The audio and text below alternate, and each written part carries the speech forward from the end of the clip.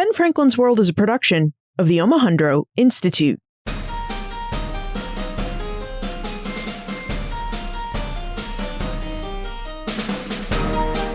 Hello, and welcome to episode 241 of Ben Franklin's World, the podcast dedicated to helping you learn more about how the people and events of our early American past have shaped the present-day world we live in. And I'm your host, Liz Covart. In 1492, the Spanish monarchs Ferdinand and Isabella dispatched adventurer Christopher Columbus across the Atlantic with the hope that he would find a new, quicker sea route to Asia and the East Indies. The hope was that this new route would offer a better connection between Spain and the East, which would thereby increase the wealth of Spain and the reach of its Catholicism.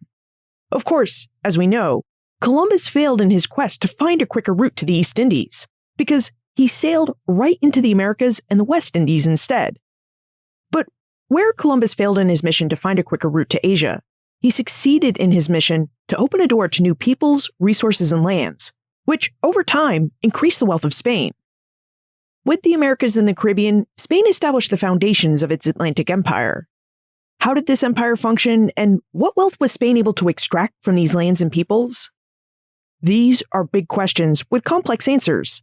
So today, we'll approach them with an investigation of just one way Spain attempted to increase its wealth and govern its Atlantic Empire, and that's through its American and Caribbean pearl fisheries. Molly Warsh is an associate professor of history at the University of Pittsburgh. She's also the author of American Baroque, Pearls and the Nature of Empire, 1492 to 1700. Using details from her book, Molly reveals details about the instructions Ferdinand and Isabella gave to Christopher Columbus for his voyage, information about pearls and Spain's pearl harvesting operations in the Americas, and the different ways Spain sought to use pearls to impose order on its vast Atlantic empire, and why those different regulatory measures ultimately failed. But first, hello, Pittsburgh! I'll be back in your grand city in June, so let's meet up at the Porch Restaurant on Saturday, June 15 at 2:30 p.m. You'll find more details for this meetup, and you can RSVP for it at benfranklinsworld.com/meetup. Also, thank you, Marie and John, for helping me find such a great location. Okay, are you ready to venture into the early modern Atlantic world and learn more about the Spanish Atlantic Empire and pearls? Allow me to introduce you to our guest historian.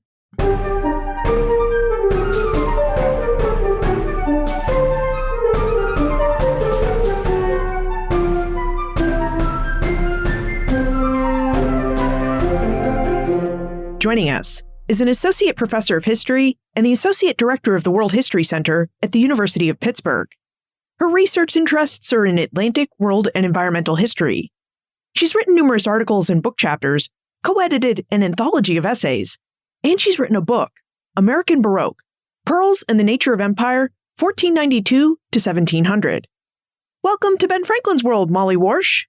Thank you so much, Liz. I'm thrilled to be here. And it's great to have you, Molly. Now, your work focuses on Spain's Atlantic Empire, and for many of us, that's an imperial story that starts with Christopher Columbus. So I wonder if we could begin our conversation with having you tell us a bit about Columbus's voyage and about the government orders and instructions he set sail with in 1492. Yeah, absolutely. 1492 is a date that I think is a controversial one, but it remains an important one. It was a pivotal year for the Spanish monarchy. And there was no surprise at all that this is when Columbus finally succeeded in getting support for his proposed voyage. The terms that he struck with the Catholic monarchs reflected this particular moment in time. They were both constrained financially in this moment, but also ambitious and full of hope for the Catholic vision of expansion that they shared. And Columbus certainly capitalized on that. What's interesting in the terms that he struck with them, the so-called capitulations, they gave him a great deal of autonomy and power, really, in exchange for his efforts on behalf of the monarchs. A lot of control over the power, essentially, to govern not only the lands that he might come across, but also the commercial disputes that might arise, to really be a relatively autonomous figure in the administration of whatever territories he would encounter. They also, of course, guaranteed him nobility to him and his heirs, and they guaranteed him significant material wealth, depending on what he found. So they were really a sort of astonishingly generous set of terms that he managed to negotiate. And indeed, the legacy of that initial degree of autonomy that the crown granted to people acting on their behalf overseas was something that over the course of the 16th century, the crown sought to rein in and pull back from because it proved to be quite unwieldy in practice. And indeed, that was Columbus's experience as well. It didn't go smoothly for him, but the initial agreements were really quite favorable to him. Yeah, you mentioned that the capitulations were a product of their time period, this late 15th century. And I wonder what it was about the late 15th century that made these broad instructions from the Spanish crown to Columbus and those that would come after him possible. So could you speak to that? Well, in practice, the Iberian Peninsula had long been a fractious, sometimes united, mostly not, series of kingdoms, all with their own aims and power factions and warring sensibilities and goals. The marriage of Ferdinand and Isabella had brought together two really powerful kingdoms of Castile and Aragon, and they had recently overseen the triumphant conquest of the last independent Muslim kingdom within the peninsula. And with the fall of Granada, they were riding high on a wave of Catholic success and of ambition for a more homogenous and united politically joint kingdom. And this particular moment gave them, in spite of their continuing financial difficulties and in spite of all of the diversity that continued to exist, often problematically within the peninsula, it gave a real boost to their ambitions, to their sense that the expansion of this unified vision of consolidated political and religious power was being supported and could continue to be supported by the crown. And that very much worked in Columbus's favor as he shopped around this ambitious vision that he had tried to sell a number of times to a variety of different powers before finally getting support in the Catholic monarchs. So Christopher Columbus set sail in 1492 across the ocean blue, and he set sail with these really broad instructions from the Spanish monarchs, which gave him these really broad, basically autonomous powers. And now I wonder to what degree these broad instructions may have framed his, quote, discovery of the American continents. So, from what you've seen, did Columbus have any sort of pecking order or list of things he wanted to do or find when he reached the Americas? You know, that's an interesting question. I am not a scholar of Columbus himself. There's a wonderful book written about him, my favorite work on Columbus by Phillips, called The Worlds of Christopher Columbus, which talk a lot about his Catholicism, his education, his particular aims. I don't know exactly what he himself was holding in his heart as he set sail on his adventure, but we do know that he combined, as I always emphasize when I teach this era, a series of often incompatible aims and goals. He wanted to get rich. He wanted to spread his faith. These things coexisted within him, often rapaciously. But he was a man of his times. He had political motivations, economic motivations, religious motivations, and they all unfolded in ways that he couldn't possibly have predicted. And indeed, that he himself was not really equipped to acknowledge. He died without acknowledging that he had not, in fact, reached the Indies that he had imagined. But he set sail certainly with ambition, above all with ambition, and that proved fruitful for him. Okay, so let's introduce pearls into our story, because in American Baroque, you really cover the development of the Spanish pearl trade and pearl fisheries in the Spanish Atlantic Empire. So what was it about pearls? It really seems from your book that people were kind of pearl crazy. So was this a commodity that Columbus went searching for, or did this pearl craze come after his voyage? He was specifically looking for pearls. And frankly, this part of researching the book was one of the most engaging and interesting for me. I did not have any really idea of what pearls represented in the early modern, late medieval European imagination when I began working on this project. But as I researched it and realized why pearls, why were people so interested in them? Why did they top the list of commodities that Columbus sought? It's remarkable. You know, people don't really think about pearls in this way today. They're not the most valuable or interesting of jewels. So it took some digging for me to get to the answers. But then when I found the answers, they were extraordinarily interesting. And indeed, they inform the arguments at the heart of my book. Pearls are a really fascinating, complex jewel. They are associated with binaries, often with paradoxes. They come from the depths of the sea. They're associated with the sea and all of its magic and mystery, its life-giving and life-taking powers. Even before the circumstances of their generation were really well understood, they were understood to be the product of living creatures, which indeed they are. And through that association, they were associated with sex, with procreation, with natural processes. They were also associated with death because they come from the depths of the sea, because sailing is dangerous business, because finding pearls is dangerous business, but also, again, because the act of harvesting a pearl to pull it out of the shells that contain it involves what, even to this day, people liken to the rape of the oyster, of an act of violence, of prying open this private space and inserting a hand into it to grasp the pearl. They're associated with light. Indeed, their worship around the world is linked to luminescence, to their ability to reflect light, but also with darkness, with the mysterious depths of the sea, with the mystery that is contained, that surrounds the terms in which they're created, enclosed in these dark shells at the bottom of deep oceans.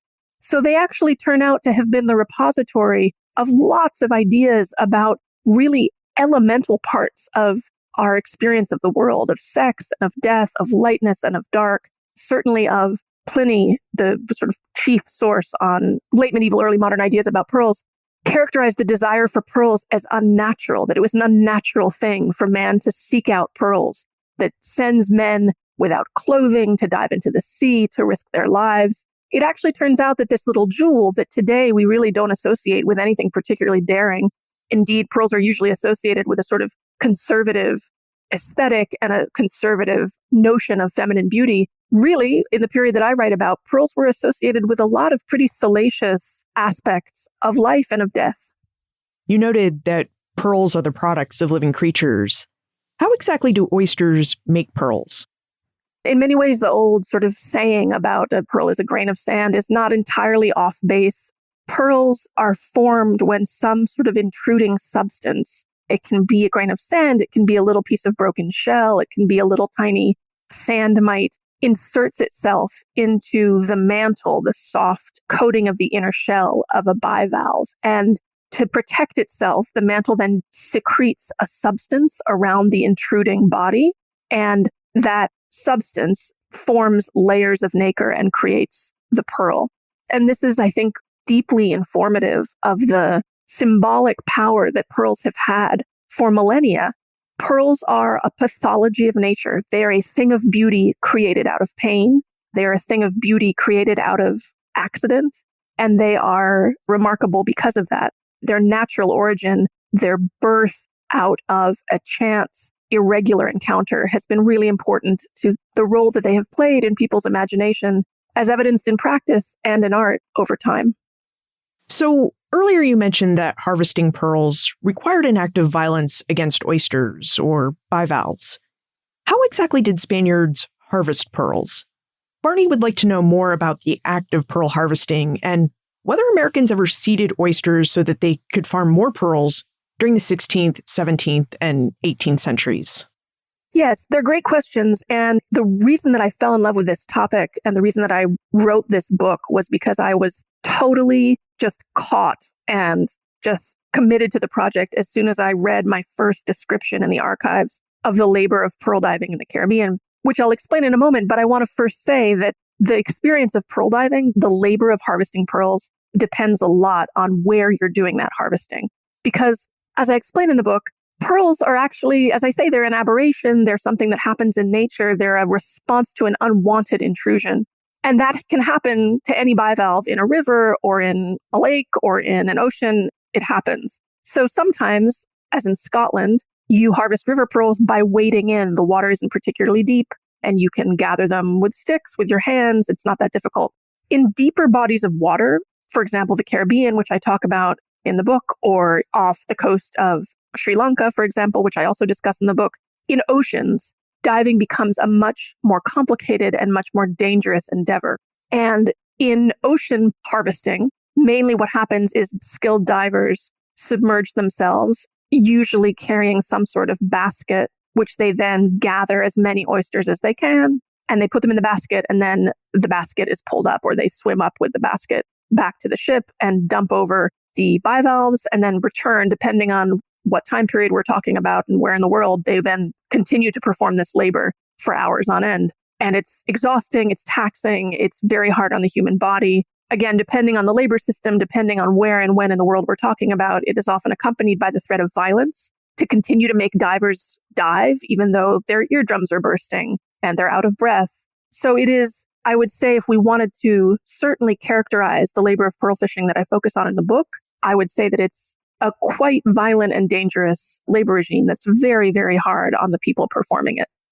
Yeah, freediving is really quite a skill, and it can totally wreak havoc on your body and be very dangerous if you're not regulating your breath and watching the speeds that you're coming up to the surface. And this all makes me wonder, as you looked at all the historical records that you looked at for American Baroque, did you get an idea of how many oysters or bivalves a freediver might harvest in a single breath? It's a great question. There are lots of estimates from early observers of the Caribbean pearl fisheries on how long divers could stay underwater and how many oysters they could gather at a time. And they all seem pretty preposterous, even when I have done enough work on the lung capacities of freedivers today to realize that people can actually train themselves to be able to stay underwater for a long time. But the process was, and this is really at the heart of what makes the labor of pearl diving so interesting, the process underwater is really unsupervised. And you couldn't really give an answer to how many oysters somebody could put in a basket at any one time, not only because we don't have records of that, we don't know what was happening underwater, but because it depended so much on the diver himself. It depended so much on where this was happening. So, for example, are people trying to harvest oysters from really rich oyster reefs? Early in the 16th century, the oyster reefs surrounding the so-called Pearl Islands off the coast of Venezuela, which are at the heart of my book, were incredibly rich. They were enormous. And we have reports of just millions of oysters being harvested from these banks and covering huge shell mounds, covering these islands. As time went on, these reefs were depleted. So it probably took much more time and effort to pull oysters off of the reefs, to find oysters to fill a basket. So that's a long way of saying you can't generalize about how fast somebody can fill up a basket or some kind of container with oysters, because it depends a great deal on the age, the size of the oyster reef, and the skill and internal desire of the diver himself. We know from speaking with Kevin Dawson in episode 224 that most of the free divers early Americans employed to salvage wrecks and work underwater were enslaved Africans. Did you find this to be the case as well in the pearl industry? And if so, could you talk more about the relationship between slavery and the Spanish-American pearl business? Absolutely. There's an immensely close relationship between the two. And it's a topic that Kevin Dawson and I have talked about a number of times over the years. In two ways, I would say, are the histories of slavery and the histories of pearl diving intertwined. And in many ways, the more profound point of intersection is the labor itself. Very early on into the history of the American pearl fisheries, enslaved African divers begin to be introduced into the pearl fisheries to dive for oysters. So they are present and absolutely central to the social dynamics, the production of pearls, all of the imperial negotiations that I chronicle in the book. Enslaved Africans play an absolutely central role from the very beginning until the very end of the period that I work on. So that's one way in which the stories are inextricable. The other way is somewhat less obvious, which is that the incredible conceptual vocabulary that comes into play in the American pearl fisheries to try to make sense of and contain and tax different kinds and qualities of pearls owes a lot in its subtlety, in its attention to gradations of color, to vocabularies of color that were very common in medieval Iberia in the context of slavery there. So there is a long-standing Iberian precedent for trying to impose order on commodified subjects or objects using vocabularies of color. And that is a legacy of medieval slavery within Iberia that we see continuing to shape the American pearl fisheries in the early 16th century and beyond. Now, when we started our conversation, we talked about how pearls were a very important commodity, a commodity that Columbus specifically sought out and that would become very important to the Spanish Atlantic Empire. To this end, Jenny would like to know how indigenous peoples, Europeans, and Africans used pearls. So why were pearls such an important commodity? And Jenny is also really curious if you came across any particularly unique uses or ideas about pearls during the course of your research. Oh, absolutely. It's a wonderful question, and it gives me the chance to talk about some of the fabulous stories. Doesn't quite capture the vividness of the lived experience with pearls that I was lucky enough to glimpse in the archives. But I saw so many instances of people around the world using pearls in fabulous ways. And certainly the most common way, well, no, I would say there are two very common ways. One is as adornment, and pearls worldwide are used as objects of beauty. They are worshipped and valued for their luminescence, their ability to capture light in a world of darkness. Their brilliant reflective qualities are often imbued with spirituality. So this is a very common aspect of pearl worship the world over. But also very frequently, I see them used as cash, as value, as something that is useful and that can be traded. They can be turned into jewelry, of course, but they can be used as payment in a variety of different situations. But that's not it. You also see people using them medicinally. I didn't focus too much on the attempts to use pearls as medicine or to add them to a variety of foodstuffs over the course of the early modern period, but they are absolutely used. They're consumed. They're actually ingested by people who believe that the qualities of pearls, the perceived qualities of pearls, can be actually ingested by the human body and then can be absorbed so that the person themselves can become like a pearl in whatever ways are deemed most important. So to increase their purity, to increase the quality, the colors of their skin, for example, pearls would be included in medicine with the notion that their luminescence would make skin whiter. People use pearls in lots of different ways, both inside and outside their bodies. Pearls as medicine. I never would have thought of that. Now, you mentioned that early Americans used pearls for cash. And we know today, at least with jewelry, that there are different types, grades, and valuations for things like gemstones and diamonds. Did early Americans have a similar way of evaluating pearls in order to assign an economic value to them? And if they did, what kind of attributes would a pearl have to have had to receive their highest valuation? Yes, it's a central problem of American Baroque. Pearls are very, very difficult to evaluate. They don't lend themselves to numerical abstraction. They represent an infinite variety of a single unifying identity, meaning a pearl is a pearl is a pearl, but within that identity as a pearl, you have infinite possibilities for what a particular pearl could look like. So you have bumpy ones, you have long ones, you have short ones, you have huge ones. And people's idea about what makes a pearl beautiful, there's a lot of coherency there. People wanted big, round, bright, lustrous pearls. But beyond that, there was not a whole lot of consensus about how to attach a numerical evaluation to any given shape of a pearl. So what happens, as I alluded to earlier, is the development of a very elaborate vocabulary that is designed to say, okay, a pearl that is round on one end and flat on another, we're going to call it this, and we're going to tax it in this way. Whereas a pearl that is in the shape of a rosary bead, we're going to call that a rosary pearl, and we will tax it accordingly. So it is very, very difficult, really impossible, for Spanish administrators working in the Caribbean pearl fisheries to impose any order on this uncontainable diversity of this particular natural resource that they're trying to tax as a commodity. It proves immensely frustrating. So if the Spanish government had a hard time evaluating pearls for the purposes of taxation, what exactly did that mean for people's use of pearls as money? I mean, how did they assign pearls numeric values for the purposes of buying and selling goods or trying to cancel out debts?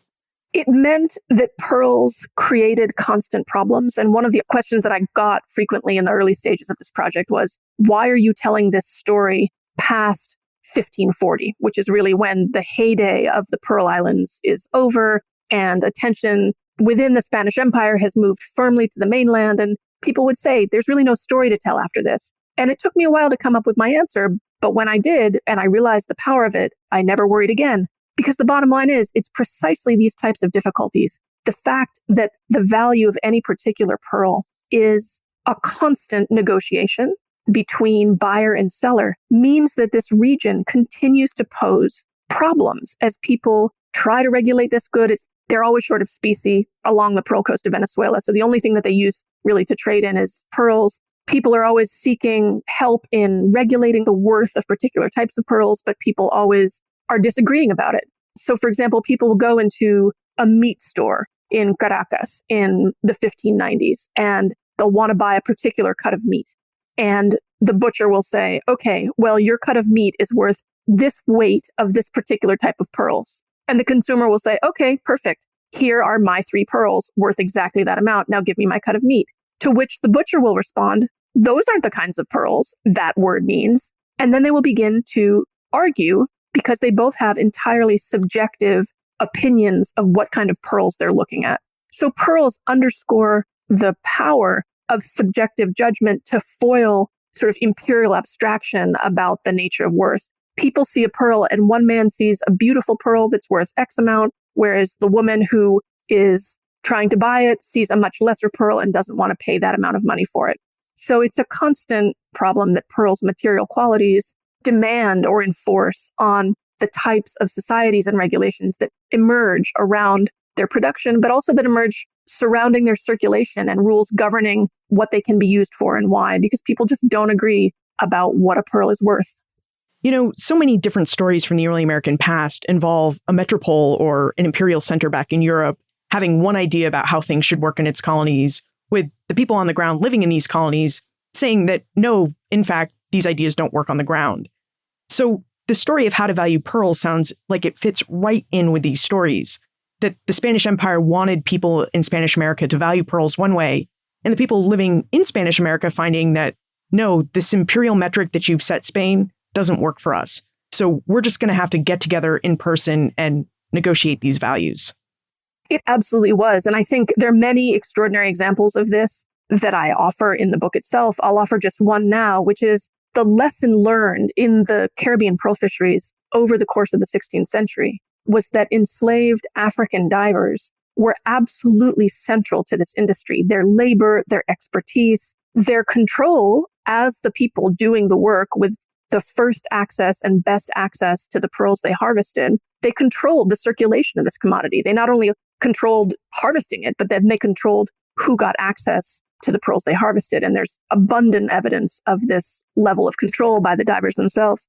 By the end of the 16th century, this lesson, which was a hard pill to swallow for colonial officials on the ground and also officials in Spain, people had no choice but to acknowledge it. And we see this acknowledged in the extraordinary coat of arms granted by the crown to the island of Margarita in 1600, in which you see a canoe with enslaved African divers in it, working, they're rowing, hanging under a pendant pearl with the crown, the symbol of royal authority, on top of it. And it is both an attempt to contain the influence of these divers, but by putting them under royal authority, quite literally in the image, royal authority, the symbol of it, sits on top of the divers and the pearl. But in reality, it is also a recognition of the central role that these subjects played in this particular corner of the empire.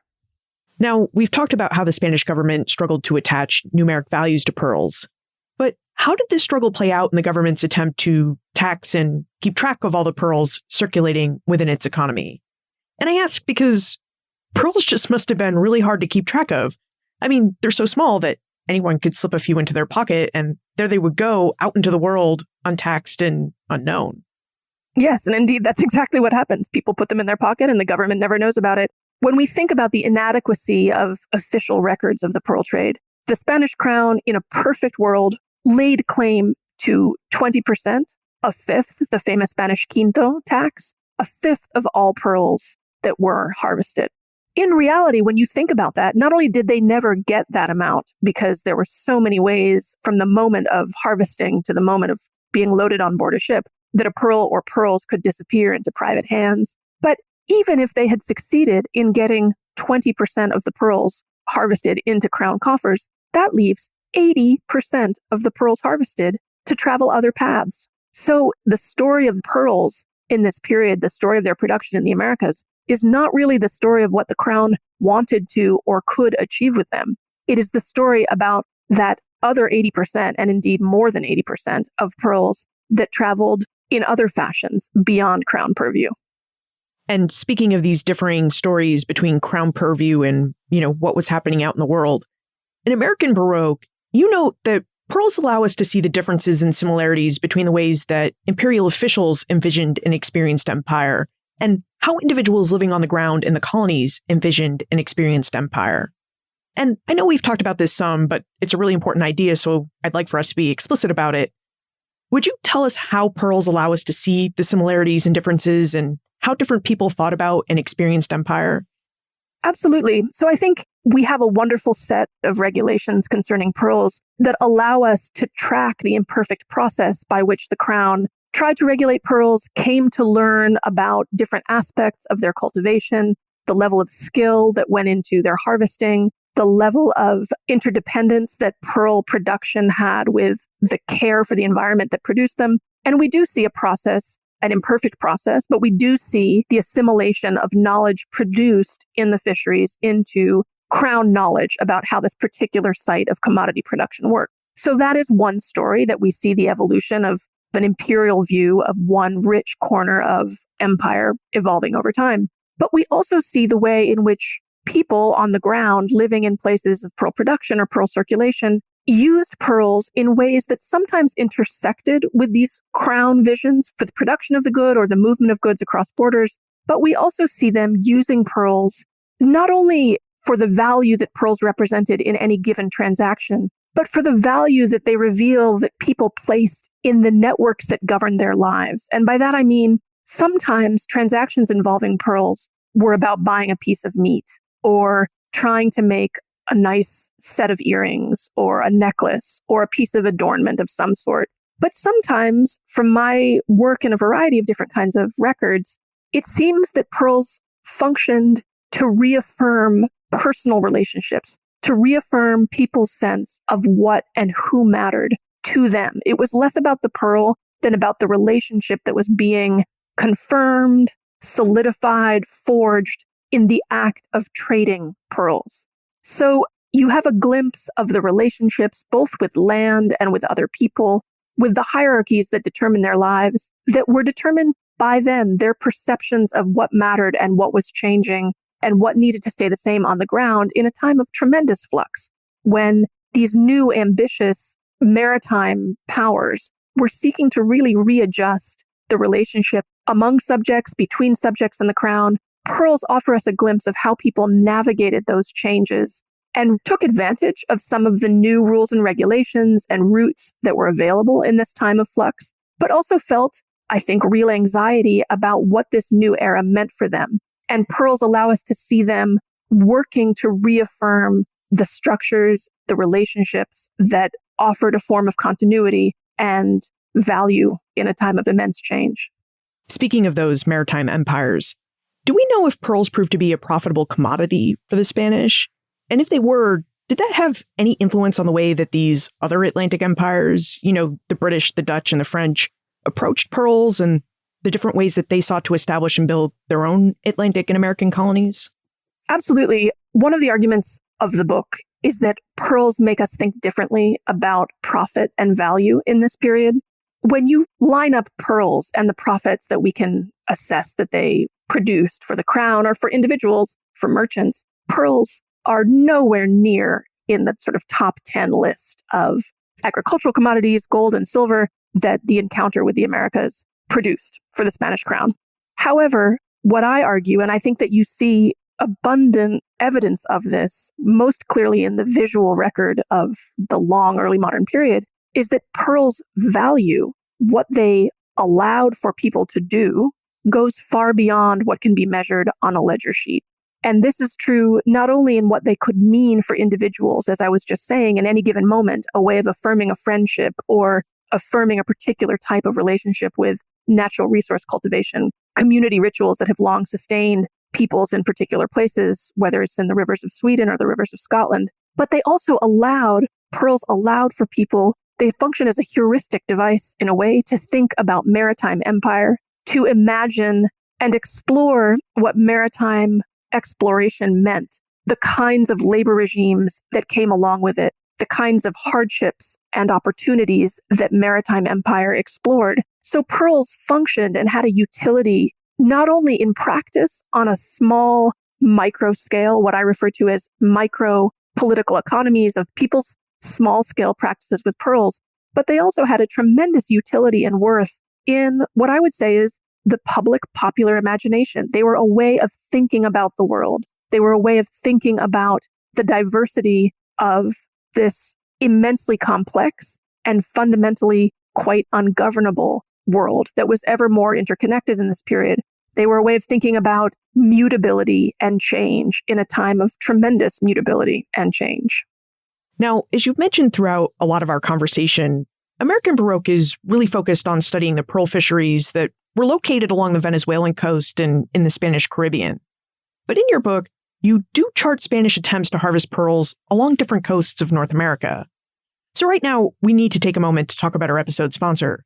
But when we get back, I'd love for us to take this conversation to the West Coast and talk about Spanish pearl harvesting in California. Wow, Molly's research is really fascinating. It really gets into the dangerous and complex world of early pearl fisheries, so we can see not just how these jewels reached 16th century palaces, but also how they created new routes of legal and illegal trade and how they had the power to change lives and fortunes. Now, as you can imagine, research like Molly's takes a long time to do. Plus, putting all the information she found into historical context and then crafting a book from it all takes even longer. It also takes a team. And that's exactly what the Omohundro Institute provided Molly, a team of editors and scholars dedicated to helping her write the best book she could. As an OI postdoctoral fellow, Molly spent 2 years at the Omohundro Institute honing her work. And now, thanks to the OI and their publishing partner, the University of North Carolina Press, you can enjoy the fruits of this team effort at a 40% discount. Just visit benfranklinsworld.com/pearls and use promo code 01BFW when you check out. That's right, Ben Franklin's World listeners can receive a full 40% off the cover price of American Baroque just by visiting benfranklinsworld.com/pearls and using the promo code 01BFW. Okay, let's turn our attention now to California. Molly, would you tell us about Spanish work and attempts to harvest pearls along the California coastline? Absolutely. And what happens is in the 17th century, long after the Caribbean fisheries have ceased to produce the tremendous number of pearls that they produced early in the 16th century, pearls remain a very important touchstone for thinking about the success of maritime empire. They remain loaded with all of these values that I was outlining earlier, their association with the sea, with dominance over the sea, their incredible appeal as a jewel, kept them continually at the forefront of the imperial imagination. So they were a source of wealth. When people thought about maritime empire, they thought about control over pearls. And in the 17th century, as the Spanish crown increasingly lurches into a time of crisis and financial bankruptcies, they are one of many possibilities put forth as ways of producing new wealth for the crown. And so the voyages that are sponsored in the 17th century to the coast of California reflect this particular moment in time when many reformers are suggesting new ways of pulling the Spanish Empire back into its former glory days. And pearls, unsurprisingly, are a very appealing way to do that because they're associated with the early moments of glory of the Spanish Empire. They are associated with the tremendous wealth created in the early decades following Columbus's voyages. They are an unsurprising choice. So they represent what could be achieved in this new era of restored glory. And they managed to get funding because they continue to hold that power over the imperial imagination. So it sounds like the Spaniards were fishing for pearls along the California coastline long before 1769, which is when the Spaniards actually attempted to settle California. Oh, absolutely. They absolutely were. These episodes that I talk about in American Baroque of Spanish endeavors to establish pearl fishing settlements or voyages along the coast in the 17th century draw heavily on the experiences in the Caribbean. They even travel with laborers, experienced divers from the Caribbean. There is, and this is my point about the history of pearls, it offers many different windows onto the experience and evolution of Atlantic empires. And one of those stories is the story of the crown slowly learning about this industry, that it is not actually just a commodity that can be pulled out of the earth. It actually is embedded in a complex ecology that has to be paid attention to, and harvesting requires skilled labor.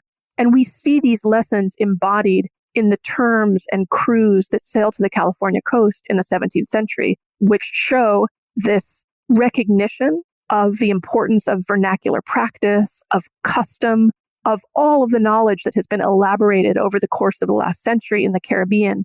It has taught people something about pearls. You have to have skilled labor. You have to have people who know what they're doing. So there is some recognition of the lessons learned in the composition of these crews and the terms under which they sail to the California coast. Could you describe one of these pearl fishing voyages to California for us? It sounds like the crews and skilled laborers would sail up to California, but did they live aboard these ships? Did they establish temporary residence on shore? How exactly did they find the pearl fisheries they wanted to fish? They do a little bit of back and forth. Mainly they end in disaster, so they don't have much of a chance to stay anywhere.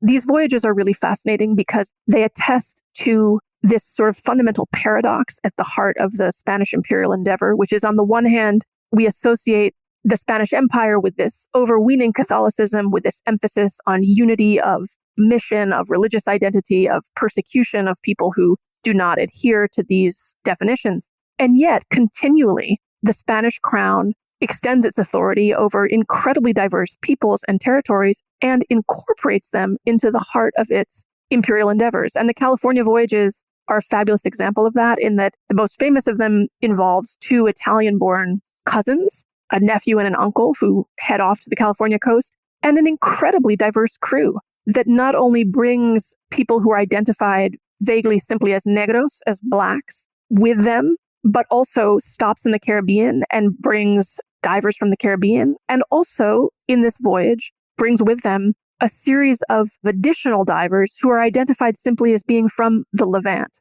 So this is a very diverse crew of people.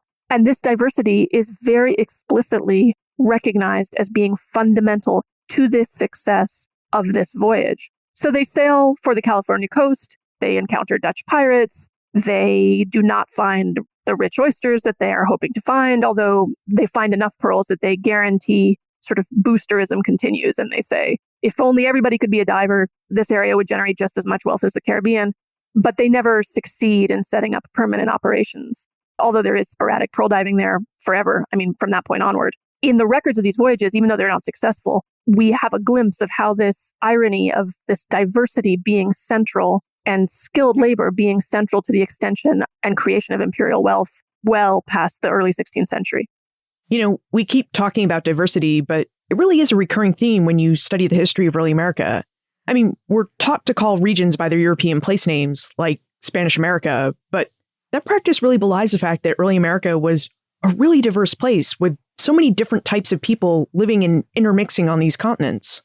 Yes, I couldn't agree more. And it's one of the points I would say in my book, I echo this point. It's not a new point. Many wonderful scholars have made it before, but of the centrality of this diversity to the American encounter. And indeed, I argue that the fundamental lesson of these Caribbean pearl fisheries, the lesson of pearls in their ungovernable diversity, is that this is the way that this encounter is going to unfold, that it's this fundamental difficulty and impossibility, really, of governing this level of complexity that will be the central challenge of the empire from this point on.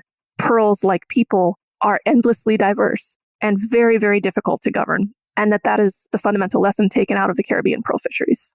Speaking of lessons taken from the Caribbean pearl fisheries, like the Spanish, the English sought to harvest pearls off the North American coastline. So, Molly, could you tell us something about English attempts to harvest pearls in Virginia? Absolutely. The English ideas about pearls and what they might find in Virginia and in Bermuda is great evidence in support of my assertion that pearls exercised an enduring hold over the sort of Atlantic imperial imagination long after they stopped being an important source of ledger measurable profits. They were a symbol of empire. They were a symbol of maritime success and of the wealth that could come from engaging with overseas commerce and overseas peoples and territories. So unsurprisingly, in the early 17th century, as the English begin to formulate a more coherent plan for engagement in the Americas, pearls are one of the things that they think about as a lucrative commodity that they might begin to harvest and profit from in the New World. So you see in many of the early English reports on Virginia, pearls feature as an aspect of this landscape. And interestingly, they're couched in very similar language as the Spanish descriptions, for example, of California in the 17th century, saying, yes, this land is full of pearls. There's plenty of wealth to be had from pearls. It's just a matter of skill and custodianship. And in both English and Spanish accounts of indigenous harvesting practices, they're very dismissive. They say, as soon as we get here, we will learn, unlike these natives, we will properly harvest pearls from their shells. We won't harm them. And in our hands, it's a language of custodianship, of skill. Then we will render this commodity will be a central part of the way that this world will become profitable. So we see this in English booster accounts of early Virginia. But interestingly and amusingly, what we see in practice in Bermuda is a recognition of this other fundamental lesson learned from the past century of watching the Spanish Caribbean produce a lot of pearls and a lot of scandal. People know about this particular corner of the Spanish Empire and the difficulties that it poses, its unruly labor system. Accounts have circulated quite widely. So people have learned that in reality, it's not actually European skill that enables pearls to be taken from their shells. It's skilled African labor, often skilled indigenous labor. And one of the first things the English do when they begin to think about pearl diving off the coast of Bermuda is that they send for and manage to obtain an African and an Indian diver described in those sort of vague terms to try to get their pearl fishing industry up and running off the coast of Bermuda. So we see in the early 17th century the endurance of the fantasy of pearls as a signifier of maritime wealth and success as a maritime empire. And we also see the learned reality of what does it actually take to profit from pearls? It takes skilled labor, and that labor is indigenous and it's African. Now, you titled your book American Baroque, and I wonder if you would tell us where this title came from, because I imagine that there must be a story here.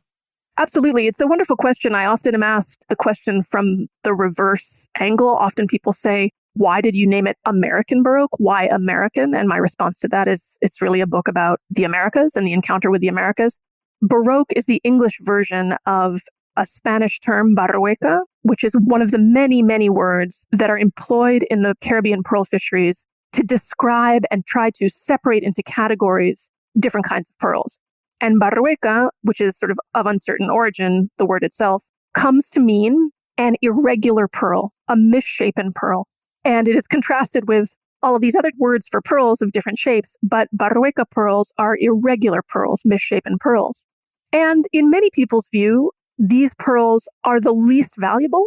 But as I argue in American Baroque, and as I show through my use of illustrations of Baroque jewels are the perfect indicator of this fundamental trait of pearls, which is that beauty is in the eye of the beholder.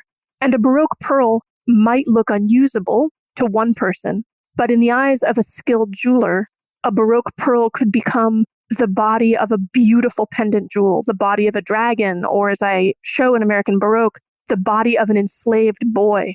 It can be transformed into a jewel and become a central piece of a work of exquisite beauty. And I also argue that Baroque pearls represent the aspect of the diversity of pearls that was so challenging and ultimately such an important lesson to be learned from these fisheries, which is that as you try to categorize that very imperial impulse to impose order and control on the natural world, on objects and on subjects, which is indeed the imperial endeavor, Baroque pearls with their unpredictable appeal also illustrate the fundamental futility of that impulse to order. So in the existence of this word, itself a sign that everybody was frantic to try to impose order on pearls, we also see the frustration of that very impulse. So before we move into the time warp, why pearls?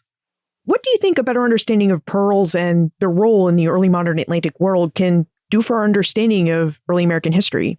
I think that pearls offer us, because of all their particular material qualities, I think they offer us a really interesting and unique view about ideas about maritime empire.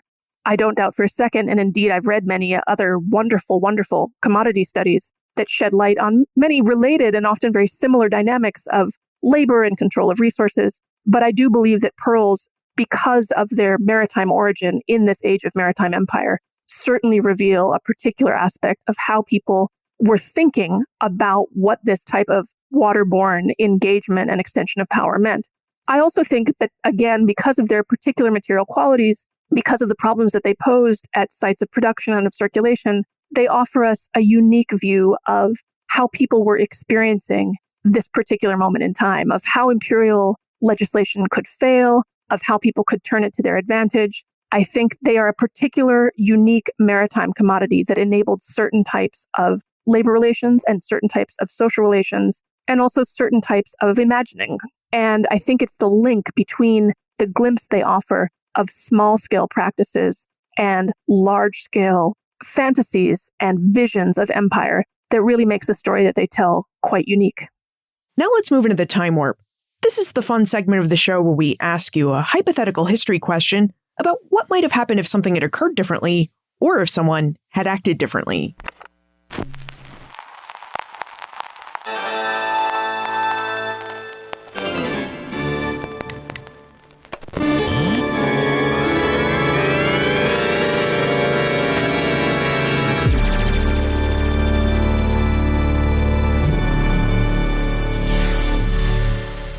your opinion, what might have happened if the European empires operating in the Atlantic world had found a way to successfully track and tax pearls?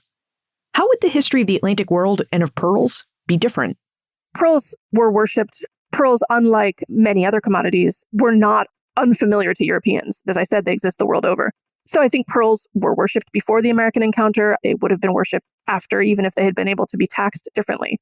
That said, I think if pearls had been able to be controlled much more effectively, we would have seen very different labor relations at the sites of production. And as it turns out, and as I argue in American Baroque, I think there is real fascination with the types of complexities and problems that the particular problems that pearls prose allow for in the fisheries. This is why we see deep interest in them in the Medici court in Italy in the 17th century, 16th century. We see pearls becoming a very important window, a way of people learning how to think about the changing shape of the Americas, of the changing shape of the Atlantic world. If pearls had been regulated more effectively, if they hadn't allowed for this type of complexity and this type of problems, I think that we wouldn't see that. We would perhaps have a different type of window into how people are learning to think about what this American and indeed global encounter means, but it wouldn't have come from pearls.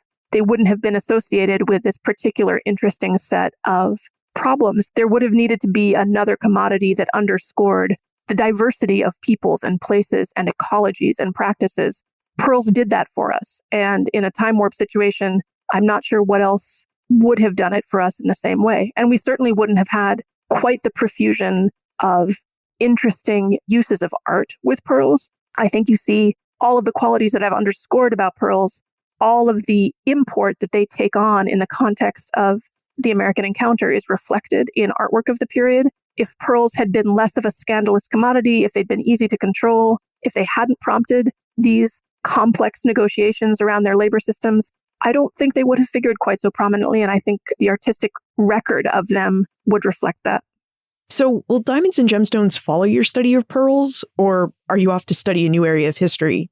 I'm researching something different now. I'm interested in labor. I'm interested in itinerant labor and seasonality in the global early Americas. And this is a project that came out of research that I did on American Baroque, of thinking about how people moved through landscapes, how they moved according to seasons, of how lots of different types of labor arrangements existed alongside, or rather beyond, the binary of free and enslaved labor, and how those functioned in relationship with the natural world, but also in relationship with shifts in political power.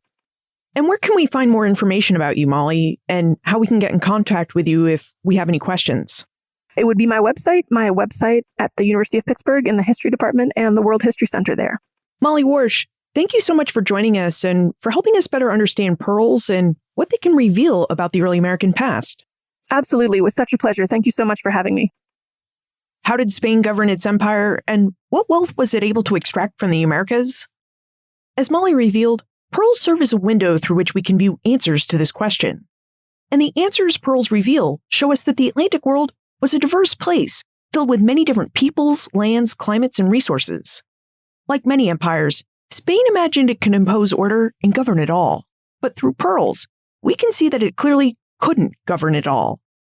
Governance requires order and categorization. Pearls, like people, are unpredictable. They come in all sorts of different shapes, sizes, and shades. In an ideal world, Spanish officials would have been able to keep track of all the pearls farmed within its empire and extract a 20% cut, its fin quinto.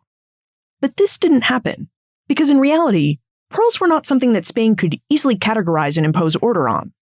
First, Spanish officials weren't the people actually harvesting pearls. Enslaved indigenous and African divers harvested pearls.